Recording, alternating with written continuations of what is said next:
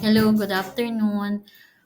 Bali ituturo ko lang kung paano tayo mag-download sa JNT ng ating waybill and para ma-copy siya dun sa ating inventory. So dito sa ating JNT na dashboard, kailangan lang nating i-click yung My Waybill. Then after ng My Waybill export, so dito ang pipiliin naman natin is custom export. Then sa custom export dapat email verification. For email verification, pwede nating tanungin si Sir Christian or si Ma'am Renzi. So for kukunin ko lang yung ating OTP dito sa ating email. Dito sa ating email, kukunin ko lang. So, ito, 092880.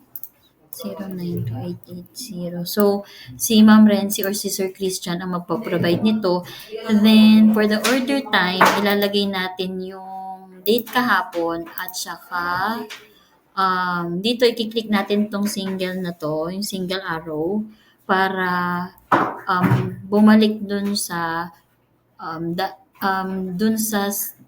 bago ang buwan ngayon. So, ito, September. So, bumalik siya sa September. I-click natin siya.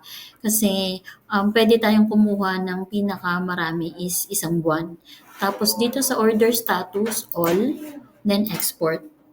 So, export, click natin to. And then, click download. So, automatic magda-download na yan dito. Pero kung hindi nyo na-click yung kanina, dito lang kayo pupunta sa Service Management and then Export Record. Makikita nyo to. And then, para makita natin yung din-download natin, punta tayo sa download. Dito sa download. So, ito siya.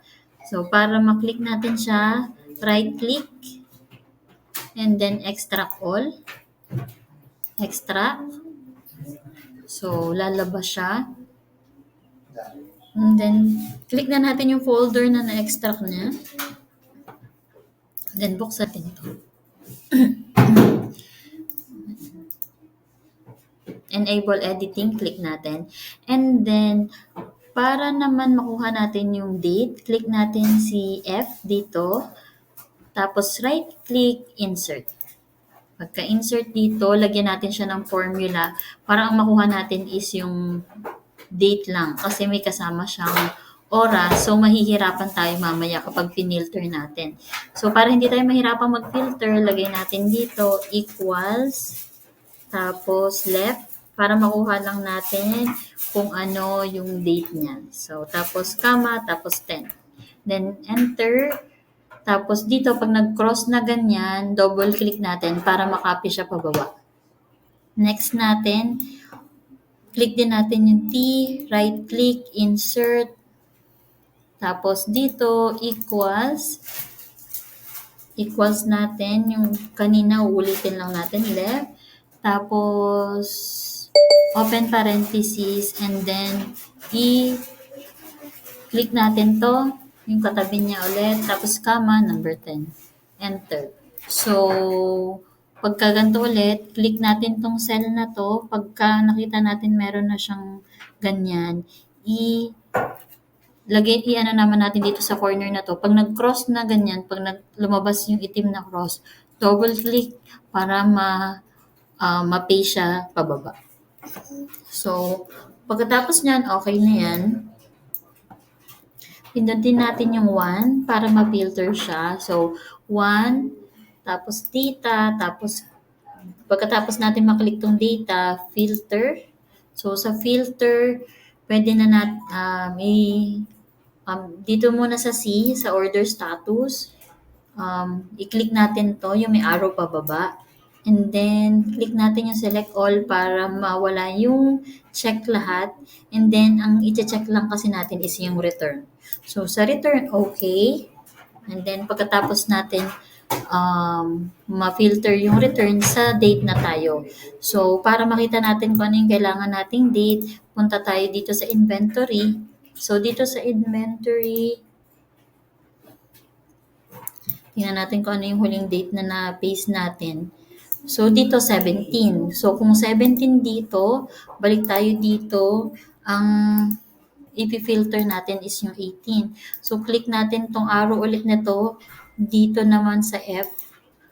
Then, select all para unselect lahat. And then, hanapin natin yung 18 na kailangan natin.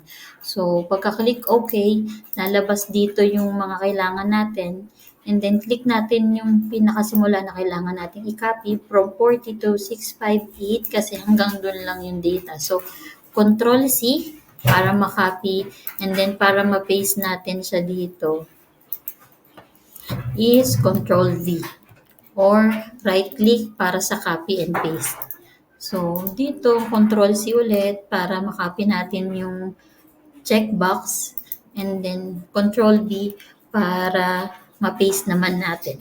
So, tanggalin natin to, yung check, para hindi tayo malito. And then, anuhin ulit natin na mag-cross siya dito para makopy pababa. So, yun lang naman muna yung para dito sa copy-paste ng ating inventory.